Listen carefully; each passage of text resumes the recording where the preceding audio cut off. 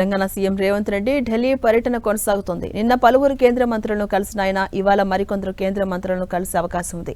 కేంద్ర పట్టణాభివృద్ధి శాఖ మంత్రి మనోహర్ లాల్ ఖట్టర్తో సమావేశం కాబోతున్నారు రేవంత్ రెడ్డి. ఈ భేటీలో Hyderabad metro rail phase 2 project విస్తరణ, కేంద్ర ప్రభుత్వ వాటా నిధుల మంజూరుపై ప్రధానంగా చర్చించబోతున్నారు. మనోహర్ లాల్ ఖట్టర్తో జరిగే ఇవాల్టి సమావేశానికి కేంద్ర మంత్రి కిషన్ రెడ్డి హాజరు కాబోతున్నట్టుగా సీఎం రేవంత్ రెడ్డి స్పష్టం చేశారు. ఇక నిన్న కేంద్ర మంత్రి అశ్విని వైష్ణవ్ను కలిసిన సీఎం రేవంత్ రెడ్డి ఆయనతో చర్చలు సానుకూలంగా సాగాయని తెలిపారు.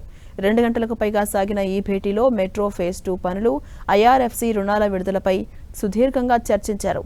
ఈ సమావేశానికి కిషన్ రెడ్డి కూడా హాజరయ్యారు. ఐఆర్ఎఫ్సి నుంచి రావాల్సిన 13,600 కోట్ల విడుదలపై ఈ భేటీలో ప్రధానంగా చర్చించినట్టు సమాచారం.